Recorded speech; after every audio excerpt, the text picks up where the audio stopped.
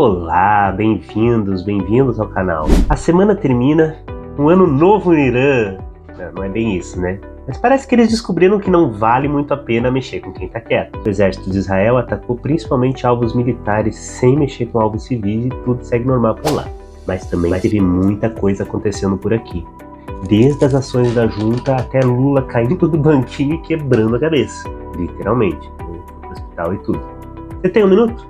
Vem que eu conto pra você. Vou começar com uma bem suave. Um estudo aponta que 60% dos universitários americanos concordam com frases do Hitler antes de saber que essas frases foram dele. E como eu já antecipei na semana passada, o governo quer comprar um avião maior. Um avião que precise abastecer menos, para a comodidade da turma de turistas do nosso primeiro escalão. E quando eu falo em turistas, é porque realmente eles viajam bastante mesmo. Eles viajam tanto que eles perderam de vista a quantidade de moradores de rua que triplicou desde o início da gestão petista.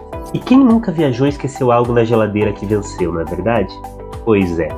Por ingerência da saúde, as vacinas venceram e 65,7% dos municípios relatam que eles estão sem vacinas. E aqui nós estamos falando das vacinas mais básicas, não nem da Covid, nós estamos falando que já nem tem mais. E quando a gente não cuida dos nossos negócios, eles vão mal. Afinal, não é o olho do dono que engorda o gado? E por causa disso, as estatais brasileiras fecharam o trimestre com o maior prejuízo da sua história. E o governo já propõe tirar da conta, inclusive, do orçamento, o dinheiro que é repassado para que essas empresas não quebrem. Da última vez que isso aconteceu, eles tiveram até que abrir um lava-jato para completar a renda, né?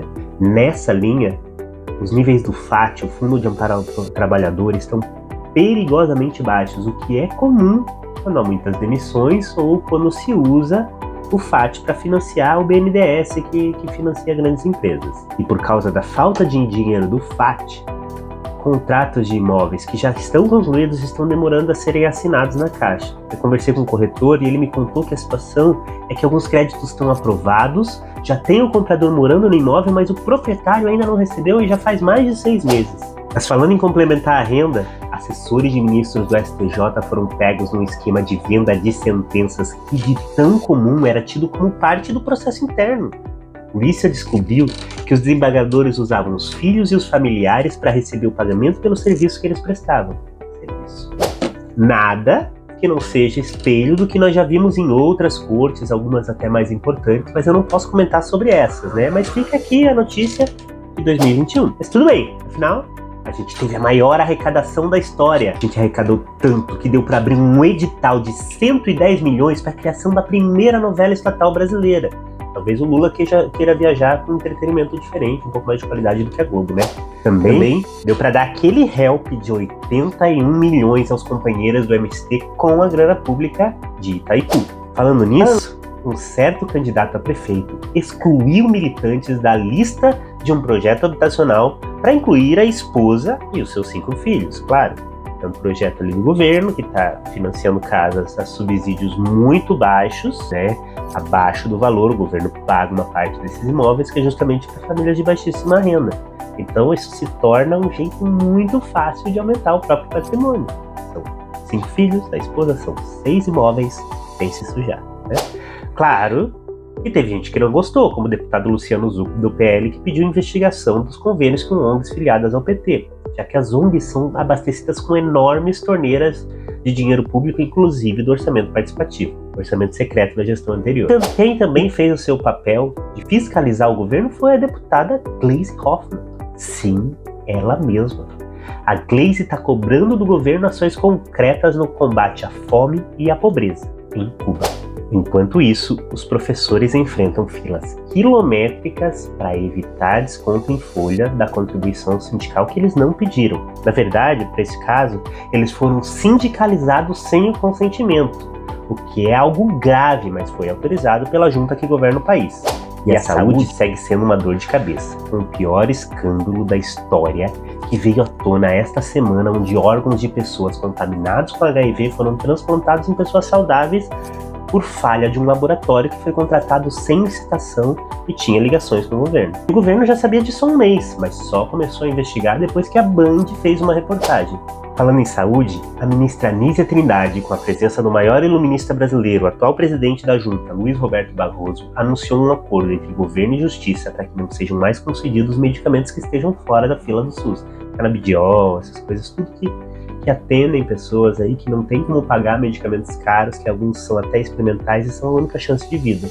O governo não vai mais precisar financiar isso porque, de fato, o judiciário não vai mais conceder e tudo isso em acordo. E falando em medicamentos, os importados perderam nessa sexta a isenção de impostos, ganhando uma carga de 60% do valor para ajudar os caixas do governo. Então, cada vez que você tomar um remédio, o governo leva um pouco mais da metade e solidariedade a você. Você toma um remédio, o governo também toma esse remédio. E nos combustíveis, a ANP suspendeu os contratos de monitoramento da qualidade dos postos de combustível, justamente para economizar dinheiro. Claro que quem gasta é você, que depois vai ter que cuidar do seu carro com os efeitos de combustível adulterado. E na esteira da licitação barrada pelo governo por ter sido vencida por judeus está a artilharia antiaérea.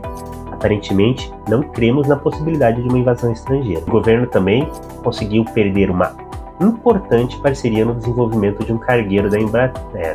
Mas essa parceria com os Estados Unidos se perdeu pela proximidade com a Rússia e a China, através dos BRICS, que agora contam também com o Egito, África do Sul e Etiópia. E essa última até com um genocida acusado de crimes contra a humanidade. Pediram para entrar também Venezuela, Irã e Talibã. Venezuela não entrou porque o Brasil barrou, mas os outros aí estão em negociação. Uma verdadeira aliança de ditaduras, olha a foto. E o Lula escapou desse vexame porque ele caiu do banquinho, mas ainda assim ele mandou a sua representante oficial para momentos vexatórios, a mamãe Dilma, encaminhou um vídeo condenando Israel, mas ele se calou sobre Rússia e Irã que estavam lá, né, sobre o que eles têm feito, tanto com Israel quanto com a Ucrânia. Por que eles têm tanto interesse nisso? Porque o Banco dos BRICS é uma promessa de financiamento para tudo que eles se propõem a fazer. Países como Rússia e Irã, eles estão excluídos do sistema global. E a proposta dessa vez é a criação de uma moeda comum para fazer frente ao dólar.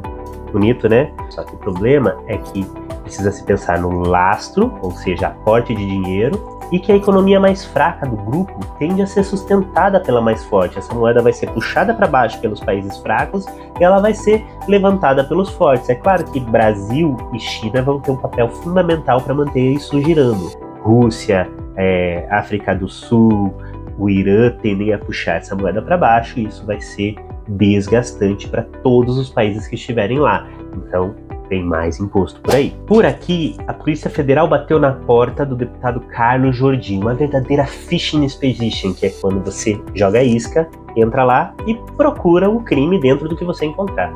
A acusação é de uso de verbas públicas para financiar uma organização pessoal. Mas era uma escola virtual do parlamentar que tinha um CNPJ registrado no mesmo endereço que se tornou depois o seu gabinete quando ele foi eleito. E essa organização teve um funcionário que foi acusado de ter financiado um ônibus que levou pessoas nos atos do 8 de janeiro. Qual é o problema disso? O Carlos Jordi assumiu o cargo só em fevereiro, como todos os parlamentares eleitos naquela ocasião. Não tinha como ele ter financiado.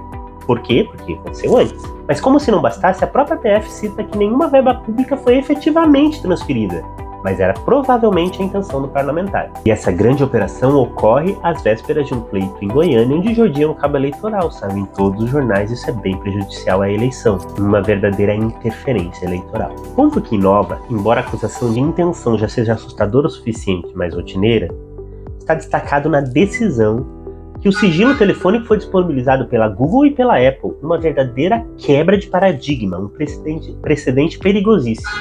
O que as Big Techs disponibilizaram uma vez que o backup do WhatsApp e das fotos fica na nuvem deles? É bem preocupante, inclusive para nós, meros mortais. E para finalizar, uma projeção do FMI derruba o Brasil, que já foi antes a quinta economia do mundo, para décima economia no mundo devemos ser em breve. Estudos israelitas, americanos e europeus apontam também que a miocardite não foi causada pelo Covid, somente pelas vacinas de mRNA. Isso numa semana em que a Agência Europeia de Saúde diz que nunca autorizou vacinas, que as campanhas que obrigavam a vacinação massiva sob o argumento de proteger os outros foram baseadas em notícias falsas e que nenhuma pessoa com menos de 60 anos devia ter tomado a vacina para a Covid, porque o risco dessa vacina era maior que o próprio risco da doença. E que fique claro, não estou falando de vacinas em geral, aqui eu estou falando da vacina da Covid. De bônus, uma notícia para te fazer rir muito, já que o movimento negro cobra 1,3 trilhões de reais do Banco do Brasil porque ele foi usado nas transações comerciais da época da escravidão. O cálculo foi feito em cima de 1/3 do lucro do Banco do Brasil, multiplicado por 150 anos, que foi o período que durou a escravidão. É mole. Por hoje é isso, pessoal. Lembrem que um estudo da UFSC aponta que 81% dos jornalistas são de esquerda. Você vai deixar que eles pautem o que você sabe sobre o mundo político? Não, né? Se você vê política só em época de eleição, você corre o risco de ser enganado pelos personagens que eles criam na campanha.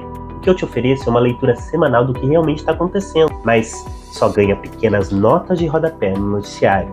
Isso para que você fique bem informado e consiga, na época da eleição, entender melhor todo aquele jogo político e não seja enganado. Você vai conseguir ter contexto para pegar as notícias e entender o que realmente está acontecendo. Tá bem?